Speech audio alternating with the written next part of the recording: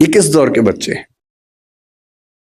ये पैदा होते हैं, जैसी माँ थोड़ी परेशान है, बाप परेशान है, खट से उसको मोबाइल फोन दे दिया, ये टेलीविजन पे लगा दिया कोई अच्छा सा टीवी चैनल जिसपे वो सब आ रहा है, राइम्स आ रही है, अच्छी अच्छी वीडियो के साथ आ रही है, कार्टून फिल्म आ रही है।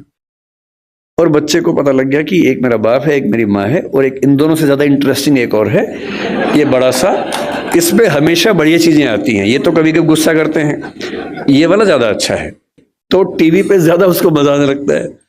अब रात को सो रहे हैं, वहां तो टीवी भी नहीं है, तो फिर फोन दे दिया, फिर बच्चा फोन में। कई बच्चे आजकल ऐसे हैं जो किताब जब पहली बार देखते हैं, किताब पे ऐसे ऐसे करते हैं, क्योंकि वो जिस दौर के बच्चे हैं उनको अखबार पे, किताब पे, इतना ही नहीं, दीवार पे ऐसे करने लग जाते हैं, टेबल पे ऐसे करते हैं कि बड़ी क्यों नहीं हो रही टेबल, क्योंकि वो क्या कर रहे हैं, उसी दौर के बच्चे हैं। ये तो मजे की बात है कि अच्छा फोन है, माँ की चिंता कम, बाप की चिंता कम हो गई, फोन दिया, हम मस्त हो गए। लेकिन साथ में और क्या क्या आता है? इन बच्चों का खेलने का मन नहीं करता, क्योंकि इनके पास खेल से ज्यादा रोचक चीजें हैं। मुझे अच्छे से याद है कि हमने पहली बार 5वीं 6वीं क्लास में जाके ऊट पटांग चीजें पढ़नी देखनी शुरू की थी स्कूल में। पहले क्या है, पेरेंट्स हैं घर में, पेरेंट्स के होते हुए हिम्मत नहीं हो सकती, ना दिमाग में कुछ आता था। स्कूल गए, हर स्कूल में क्या होता है, एक आध बच्चा होता है जो नेता होता है क्लास का, जो कहीं कहीं से ज्ञान लेके आता है और सारे बच्चों में डिस्ट्रीब्यूट करता है कि भैया तुम तो बच्चे हो, तुम्हें नहीं पता दुनिया कैसे चल रही है, ये है असली चीजें। तो मुझे याद आता है कि शायद 6वीं 7वीं क्लास में पहली बार हमारी क्लास का एक छठा हुआ बच्चा था, कुछ किताब लाया था, कुछ फोटो वोटो थी उसमें ऊट पटांग सी, हम सब ने देखी, हम समझ भी नहीं पाए कि ये सब क्या है, पर ये हमें पता लगा कि इसको देखने से आदमी बड़ा माना जाता है, स्मार्ट माना जाता है। लेकिन तब भी क्या था कि एक रिसेस में एक कोने में जाके 2-3 लोग बैठ के देख रहे हैं, और जैसे टीचर दूसरी जगह से भागे वापस, और इतना ही एक्सपोजर हमारा हुआ करता था। 12वीं क्लास हो गई, कॉलेज में आ गए, उसके बाद भी वैसा एक्सपोजर नहीं था कि आप बिगड़ने के लिए हमेशा तैयार हैं, ऐसा नहीं है। दुनिया बहुत कंट्रोल्ड किस्म की थी, रेगुलेटेड किस्म की थी। अब इंटरनेट की दुनिया है, आप जितने भी स्मार्ट माता पिता हों, आपके बच्चे आपसे ज्यादा स्मार्ट हैं। और अगर आपको लगता है कि आप इंटरनेट और मोबाइल और डिवाइसेस में उनका मुकाबला कर पाएंगे, तो आप बच्चे हैं, नहीं कर सकते, वो हमारे बस की बात नहीं है, संभव नहीं है। आप टाइप करते हैं मैसेज, एक एक उंगली ऐसे करते हैं, ऐसे करके आपको जैन टाइप करना है, जे, फिर देखा ए कहाँ, AIN, और वो फोन पे ऐसे टाइप करते हैं सामने देखते हुए, और गलत नहीं होता है, एक एक की सही दबाते हैं, आप उनसे मुकाबला करने का सोचते हैं। आपको प्लेटफॉर्म पता भी नहीं होंगे, वो उन प्लेटफॉर्म पे जाते हैं। 5 साल का बच्चा जब स्कूल जाने लगता है, उसी समय उसको पता लग जाता है कि क्या चीजें दुनिया में है, जो पहले पता लगती थी 15 के आसपास की उम्र में, 13 के आसपास की उम्र में। फोन आपने उसको दे रखा है ताकि हमें परेशान कम करे, फिर वो फोन में पहली बार सर्च करता है कुछ, अभी उसको ये नहीं पता कि सर्च हिस्ट्री डिलीट कर सकते हैं, तो बाप पकड़ लेता है, पिटता है बच्चा, फिर उसका स्कूल का फ्रेंड बताता है कि नहीं, इनकॉग्निटो जाना है। अगली बार से बच्चा स्मार्ट हो गया है, 6 साल का बच्चा स्मार्ट है, इनकॉग्निटो में वो सब देख रहा है जो आप नहीं चाह रहे थे, और जो आप देख रहे थे लेकिन आप नहीं चाह रहे थे कि वो देखे, बच्चा है, छोटा बच्चा है, उसका एक्सपोजर का लेवल सोच के देखिए। ये हंसी मजाक में मैं कह रहा हूं, लेकिन बात की गंभीरता को देखना है। 6, 7, 8 साल के बच्चों का वो एक्सपोजर लेवल है जो पहले 14, 15, 16 की उम्र में होता था। मेडिकल साइंस इस बात को मान चुकी है, मैं जितनी बातें कोट कर रहा हूं, मैं हवा में कोट नहीं कर रहा हूं, मेडिकल साइंस की रिसर्चेस के बेस पे कोट कर रहा हूं। आपको आश्चर्य होगा, आज से 1 महीने पहले एक रिपोर्ट आई है, लगभग पूरी दुनिया में प्यूबर्टी की एज 1 साल कम हो गई है, जिसको हम टीनेज बोलते हैं कि 13 साल की उम्र में टीनेज आती है, बच्चियों को मासिक धर्म शुरू होता है। दुनिया भर में उसकी एज 1 साल कम हो गई है, और ये ऐसे नहीं हो गई है, ये एक्सपोजर से होती है।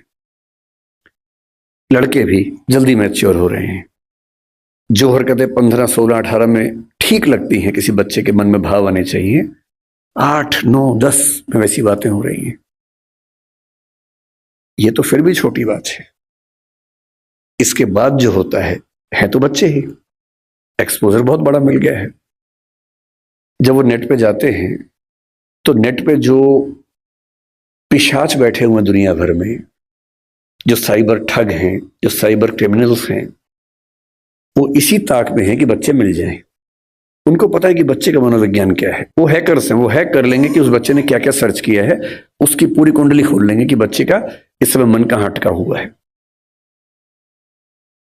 अगर 9, 10, 11, 12 साल का कोई लड़का है जो कुछ ऐसे वीडियोस देख रहा था या इमेजेस देख रहा था, उसमें भी देख रहे हैं कि कैसी रेस, व्हाइट रेस उसको पसंद है कि इंडियन तरह के लोग पसंद हैं,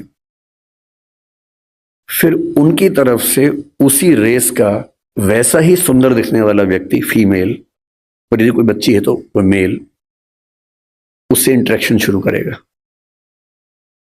उससे बातचीत होने लगेगी। धीरे धीरे उसको वो उलझाएगा अपनी बातों में। वो बच्चा तो माँ बाप से छुप के कर रहा है सब, माँ बाप को पता ही नहीं है। और फिर वो उस बच्चे को प्रलोभन बहुत बड़े बड़े मिलेंगे। आपको ये सब नहीं पता है तो पता होना चाहिए, बहुत बड़े रैकेट चल रहे हैं इस समय दुनिया में। 11-12 साल का एक लड़का अपने कमरे में लैपटॉप पे वीडियो चैट कर रहा है, शायद एक ऑस्ट्रेलियन लड़की से जिसकी उम्र 21, 22, 25 साल है, और वो उससे मीठी मीठी बातें कर रही है। और फिर वो उससे कह रही है कि देखो, तुम इतने सुंदर हो, मैं तुम्हें देखना चाहती हूं, तुम भी मुझे देखो। फिर वो अपने थोड़े से कपड़े उतारती है, उसको कहती है कि तुम भी ऐसा, वो तो प्रोफेशनल है, तुम भी ऐसा करो। और वो बच्चा जिसको कुछ नहीं पता कि ये दुनिया कैसी है, वो कुछ कर बैठता है, और ये पूरा वीडियो रिकॉर्ड हो रहा है। और जैसी ऐसी चीज होती है, उसके बाद खट से मैसेज आता है कि अगर 2 घंटे में इस अकाउंट में $500 जमा नहीं किए तो ये वीडियो क्लिप तुम्हारे पापा, मम्मी, तुम्हारा इंस्टा अकाउंट मेरे पास है, इंस्टा अकाउंट में जितने तुम्हारे फ्रेंड्स हैं उन सबके पास चला जाएगा, सबके ईमेल आईडी मेरे पास है। इसको बोलते हैं सेक्सटॉर्शन। और ये इस समय टीनेजर्स की दुनिया की सबसे बड़ी क्राइसिस है। बड़ी बात नहीं है कि हम में से किसी का बच्चा झेल चुका हो, बड़ी बात तब होगी जब उसने आपको बताया हो।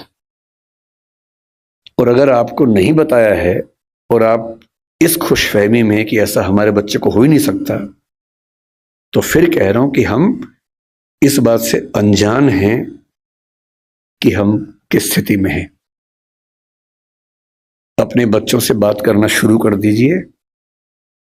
पहली बात तो ऐसा ना हो, और हो जाए तो आपसे बात कर ले। कई बच्चे झेल नहीं पाते, पैसा होता नहीं है, पैसा होता तो देते हैं। और $500 का मामला नहीं है, वो पहली बार का मामला है, उसके बाद फिर उतना मामला है, अगली बार फिर उतना मामला है। और ये ध्यान रखना है कि किसी बच्चे के साथ ये करने के लिए वीडियो रिकॉर्डिंग की जरूरत भी नहीं है। हम एआई के जमाने में हैं, डीप फेक से कुछ भी हो सकता है। किसी आर्टिफिशियल इंटेलिजेंस जो फोटोग्राफी बेस्ड ऐप है, सिर्फ इतना उसको कहना है कि ये फोटो है, सिंपल फोटो, स्कूल की फोटो, पासपोर्ट साइज फोटो, उसको देनी है और कहना है कि इस फोटो को एक ऐसी फोटो में तब्दील कर दो कि ब्लैकमेल किया जा सके। किसी के साथ भी हो सकता है। बस कल को कभी हम में से किसी का बच्चा हमसे ये कहे कि देखो पापा, देखो मम्मी, ये फोटो मेरी लग रही है पर मेरी है नहीं, तो उसको मारना पीटना नहीं है, भरोसा कर लेना है कि ऐसा हो सकता है। तकनीक इस लेवल पे है। और एक और टेक्नोलॉजी जो भी पब्लिक डोमेन में नहीं आई है, कभी भी आ सकती है लेकिन बन चुकी है। वो क्या करती है, एक फोटो देनी है और प्रॉम्प्ट देना है कि इस फोटो के बेस पे वीडियो बनाओ, और वीडियो में ये होना चाहिए। आप जो चाहेंगे वीडियो बन जाएगा, आपका ही बन जाएगा। आप वो नहीं है। और आप क्या, इस दुनिया के बड़े बड़े टेक्निकल एक्सपर्ट्स नहीं बता पाएंगे कि वीडियो नकली है। इसको डीप फेक कहते हैं आजकल, डीप फेक। हमारे आपके बच्चे इस खतरे से गुजर रहे हैं और ये आज नहीं तो कल हम सबके बच्चों को झेलना है।